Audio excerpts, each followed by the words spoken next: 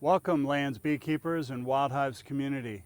Today we're at our apiary. It's about mid-October and we're getting ready to winter prep all of our hives here at this location. We're going to go through a couple steps here, and we wanted to show you that process. We just finished up our winter prep class last week, but for our area, and you need to make sure it's proper for your area, it wasn't the right time. We had another good week of warmer temperatures, and I wanted to give the hives plenty of time to cap up any nectar that they had before we started moving frames around or taking frames out. So what we're going to do is we're going to go through the hive. This is a larger hive, and so the first part of our video is going to be talking through the frames and what I think I'm going to do with them. And the second part of the video will be after we've put the frames in our storage box. So we use a migratory box here to remove frames from or put frames into our hives. It's a very, very nice tool. It holds 5 frames. It's light. And if you have 5 frames of honey, it's pretty heavy. So you really don't want to be carrying around boxes with more than 5 frames of honey, full honey in them. It also gives us a space that we can knock the bees off the frames, put them in an enclosed container, and keep the bees from going back onto those frames as we try to move them to our storage tubs, which are farther back in our apiary. So I'm going to begin here by taking the lid off, and we'll just start going through the frames here, and you can see what kind of performance this particular colony has done. Again, this is a larger of our colonies. It has, I believe, 17 or 18 frames. And Son, who's doing the video, she'll come in a little closer at different times to show you some of the frames and to show you what I'm seeing as we're going through this. So let's get started. We want to welcome everybody, and just to let you know, we are in Southwest Ohio, specifically Cincinnati. Everything you do, as Rob was sharing, is really based on your locality. So as you can see right now, we keep our summer hives in this, organized in the same way that we do our winter hives. It's a fully insulated hive. It's fully insulated lid. There is no ventilation, upper ventilation. We also have closed the center here in just the last few weeks, and we reduced our entrance and put a mouse guard on the front. And then on the inside, we not only have a divider board, but we also put in a sheet of insulation. This is an R6 with a reflective side that we put toward the colony. That gives us about the same R8 insulation that's in the sides, and then the top is an R14.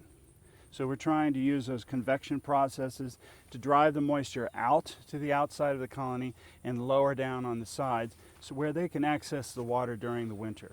So let's get in here. It's about 70 degrees. It's going up to 80 today, but it's going to rain tomorrow, and it'll be in the 60s all next week. So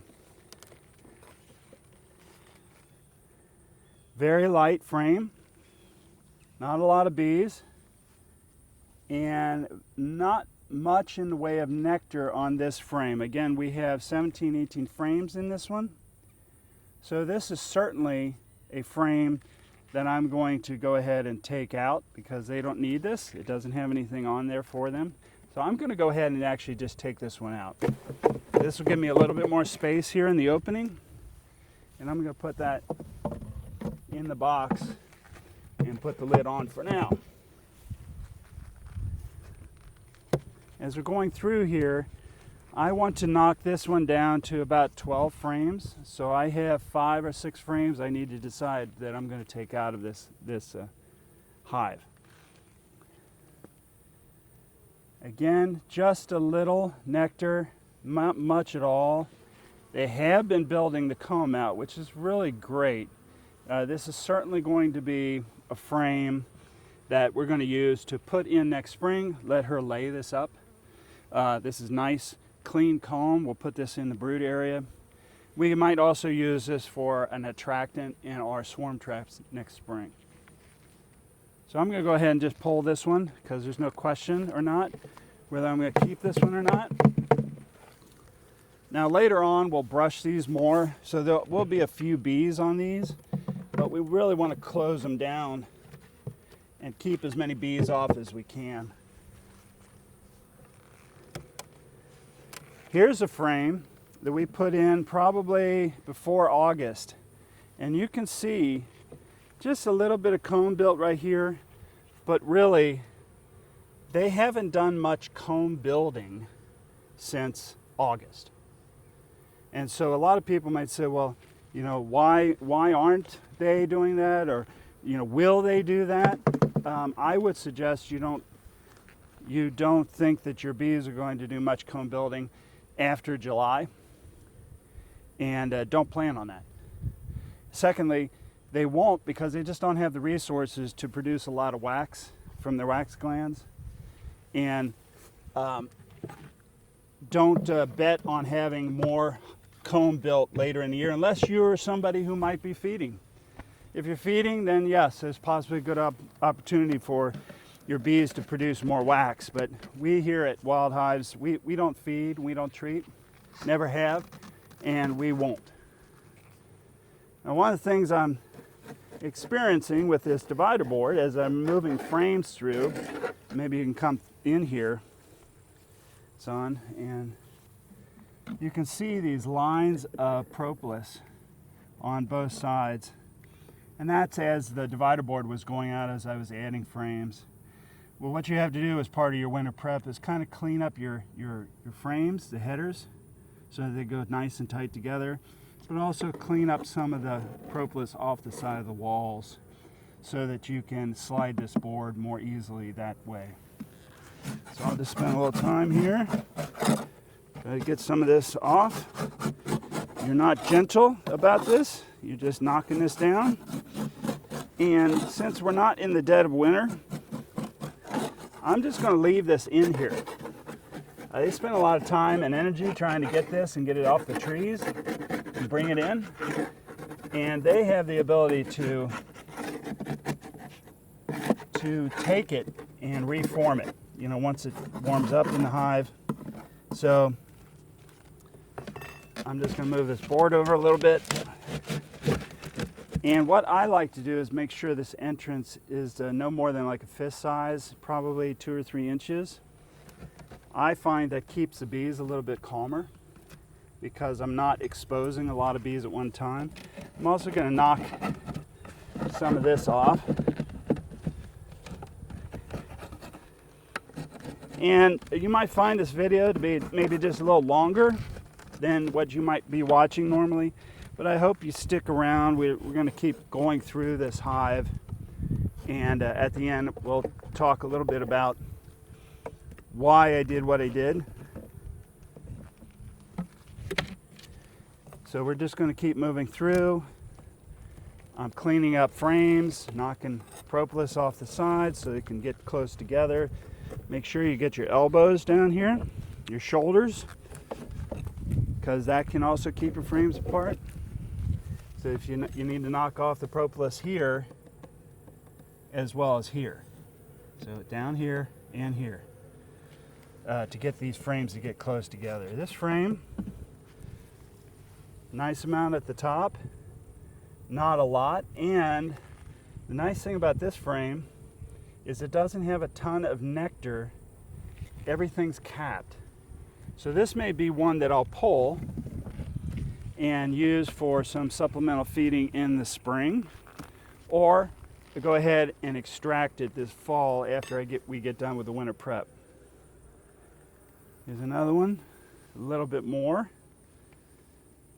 Again, the benefit of this is I don't have a ton of nectar down here. I can uncap this and go ahead and extract it and feel pretty confident that it's at the water level that I need, because they've pretty well capped everything that was on this frame that was nectar. So that's great that the bees did that. Again, I'll just keep kind of cleaning as I go. It's a little easier to clean as you go than try to clean afterwards. Just makes the job a little faster, a little easier on you. Just do it as you go.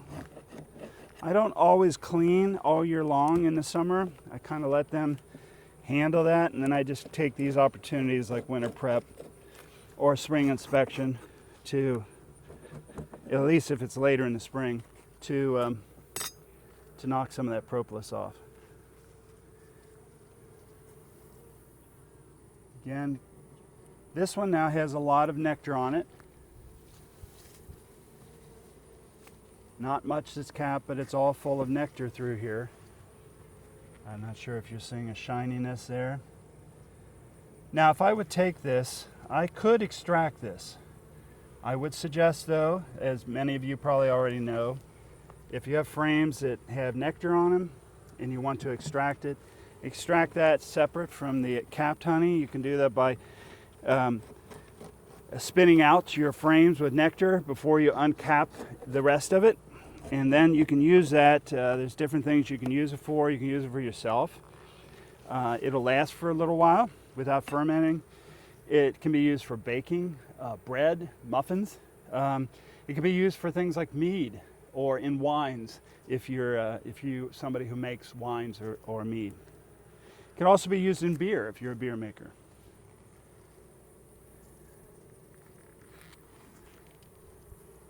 Just a mix of capped and nectar on this one. So I've got 4 frames here that I might end up taking out. We'll have to see what we got down in here. Let's keep knocking this off, getting this clean.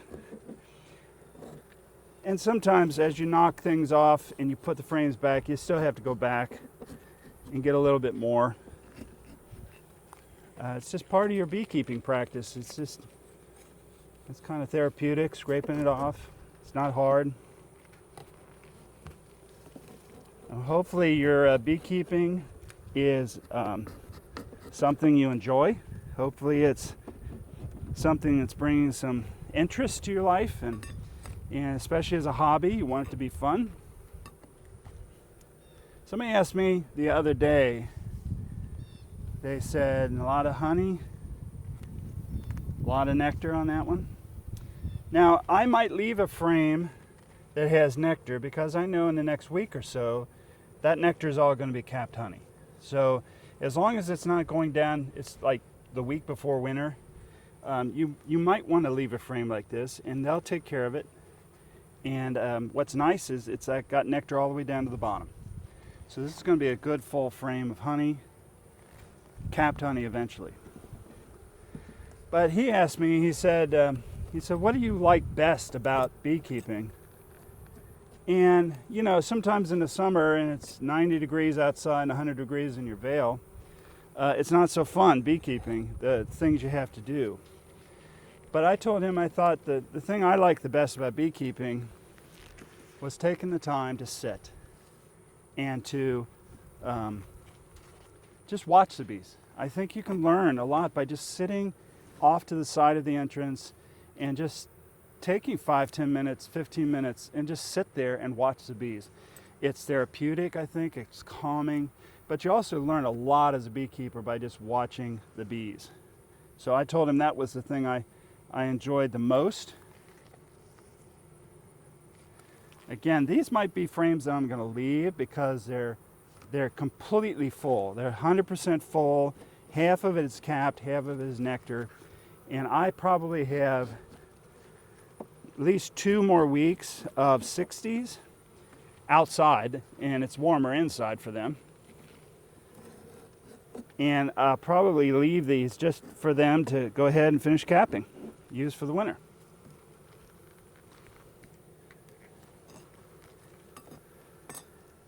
Oh, they just keep getting heavier and heavier as I get closer to the entrance. Definitely a great frame here. Half capped, and you know, we've got like 8 inches of capping. Certainly something that I'll probably come back in the spring and find that there's still honey on some of these frames because they just haven't eaten it all up. The colony is kind of spread evenly across these frames, and as I shrink up the size, their density will get a lot more, That's part of why I recommend as a basic guideline to leave 10 frames. And somebody might say, well, what's the magic about 10 frames? I said, well, there's no magic. It's just that I start there. That's kind of where I would like to get them. And part of that is because 10 frames gets you down to a colony size that's 40 liters. It's almost like a swarm trap in a way, but it relates a lot to Dr. Seeley's work. So I'm getting close to his 40 liters and a little bit more. So I start there, and then I make my own decisions. Maybe they're already a 10-frame colony, and I'm just not going to take any. Maybe they're a 9-frame colony, and I'll add one or leave them alone. Maybe they're a 17-frame colony, and I'm going to knock them down to just 12. Now this has some brood. And what's interesting is a lot of people are worried about not seeing brood at this time of the year, but that's kind of what you should be seeing. Is you should be seeing these brood areas being backfilled with nectar. So this was all brood. They're backfilling with nectar. This brood will start emerging, and they'll have less and less brood on these frames. Often, when you see a brood pattern on one side of the frame, they'll have a brood pattern on the very same spot on the other side of the frame. You generally won't see brood here and then see brood up there on the other side. Why? Because they like having the brood next to each other on both sides of the frame. That way they're helping each other with warmth on both sides of the frame. It's just something to keep in mind. One of the things you'll see in a Layens horizontal hive is above each brood frame you'll see a hand width or a rainbow shape of honey that the bees will consume, and then on the outer edges, both sides, that's where you get your full frames of honey. And again, I'm just knocking the propolis down inside. Next spring, if they don't use it, it'll probably be nice globs of propolis. I'll just scrape it off in the spring, so no worries there. Again, a lot more brood on this one, but it's very dark. The cappings are very, very dark. There are some larvae, a few, but not many, and it's very dark. So I know she's here. She's been here in the last 9 days, and the cappings are really dark. I found that the older the bee gets inside of the cell, the darker the comb gets. So I generally can look at a frame of brood and see the lighter cappings and the darker cappings, and you can kind of then predict like when those bees are going to emerge, which is helpful, especially in the spring when you're trying to pull a frame of brood for your queen. When you do a split, you want her to have brood that's going to emerge as quick as possible. So if you can pick a frame of capped brood that's dark versus real light, you know it's going to emerge faster or sooner. Okay, we're back to, we had 2 frames or so, and now we're right back to nectar and honey. So these were the 2 frames here. I'm going to leave a little space so I know that these were the 2, and this is the back to the honey and nectar.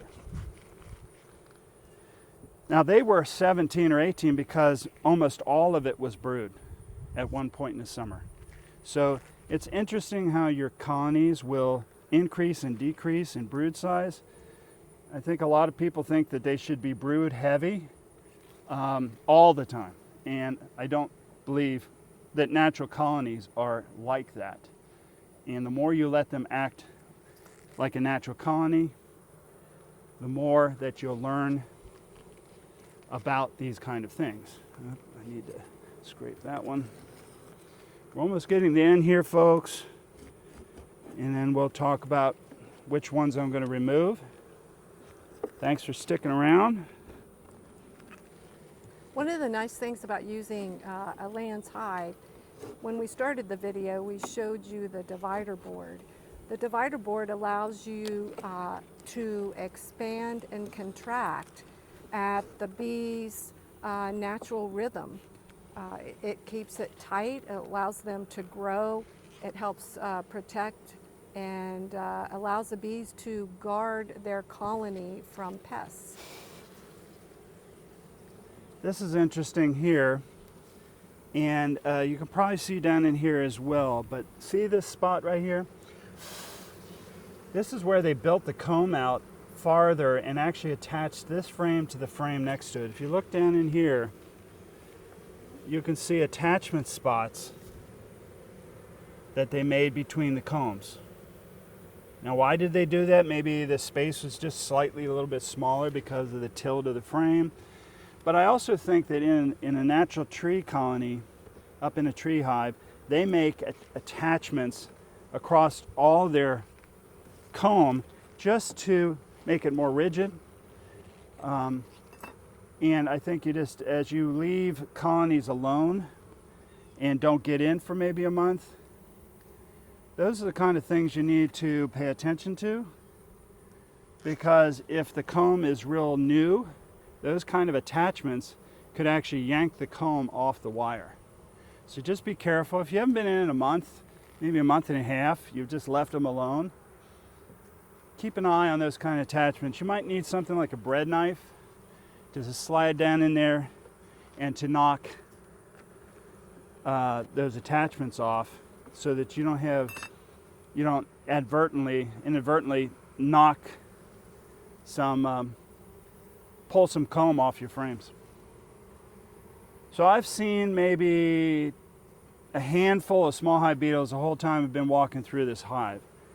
We've had other hives that, they're a lot. This frame's just basically foundation. Again, they build it out a little bit. It'll help me next spring, but they really haven't done much with it. So I'm going to put that in there. Now, I know that these two frames right here, if you want to come closer, I know that these two frames right here had brood on them. So I'm going to make sure they stay together, and I want to start building my honey on both sides of it. Now, you see some nectar that fell out of the frames because I tilted them a little too far. Make sure you're trying to keep those frames up. I suggest holding it at the top and putting your finger at the bottom and spinning it versus doing this kind of tilt thing, because you start pouring nectar out. The one thing that happens with this on the top is that it can get sticky, and it can stick your insulation or your lid to the top. And when you're trying to pull it off, it might yank your insulation off or something like that, because it's simply stuck to this nectar, which basically turns into hard candy. So watch spilling a lot of nectar here. And if you do, try to wipe it off, scrape it off, and just rub it on the side there. I'm going to take this frame out because, one, it's a little bit abnormal. It stretched a little bit over the summer, so you can see the cells are full. Now, some people might say, well, you should get rid of that. I've found, like in this spot right here, you can see what they've done is they've resized the cell down to a smaller cell right there by thickening the walls. So when they have time and they can do that, they'll thicken the walls, fix this comb. But for now, it's not full, it's not heavy. I'm going to go ahead and remove this particular frame.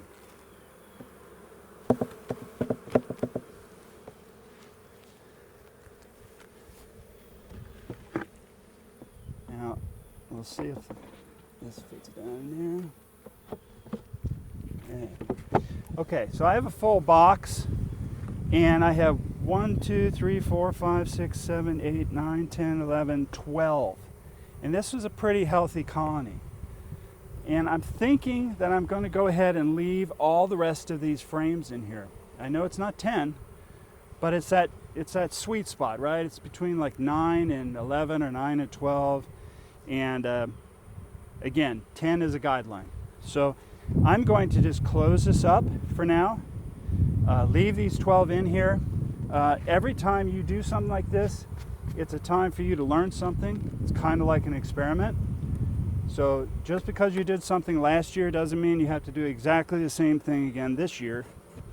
try different things, see if something works. What works in my area may not work exactly in your area. It's all about our environment, our weather. So I'm going to start closing this up. You can see here, I've tried to keep the space small. I've tried to enclose the bees here. You don't see a ton of bees up. Somebody was asking me about that the other day, and they said, well, why aren't there a lot of bees up? I said, well, you know, I don't use smoke to make that happen. As you can see, I haven't used smoke at all. I said, they're just busy. You know, unless you're really bothering them, it's not that they're calm. I mean, this hive was upset at different times during the season. So one day you might say it's an angry colony, another day you might say it's a calm colony. I think it's just how you work your bees. And I also think that if you try to keep them enclosed as much as possible, they're just going to go to work. So the answer to that person was they just have a job to do. They are busy doing their work, and they won't bother you unless you bother them.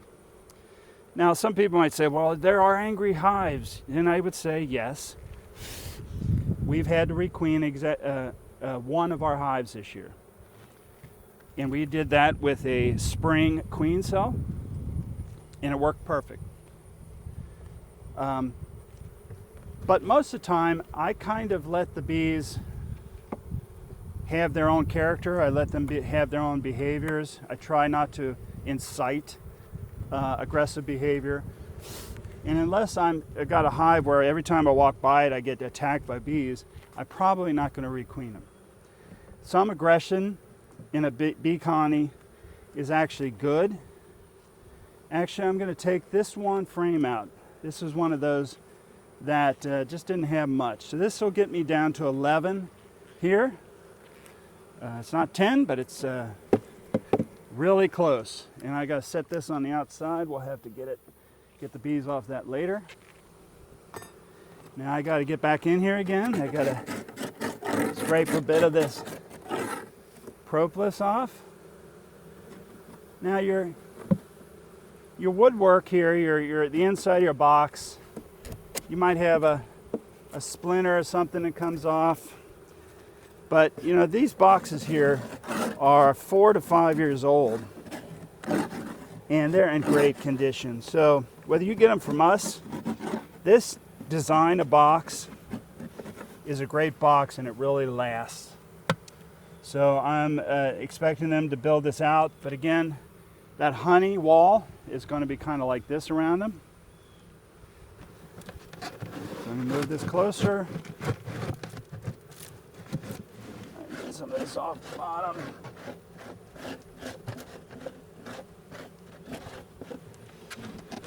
Up on the board. I want that board to go down as tight as possible to the bottom. Their environment is inside of the frames. There's no ventilation. So now we went from an 18 frame down to 11 frame. We still have our divider board. We have our insulation with the reflective surface pointing inward. We have insulation all the way around, and we have double the insulation on the top.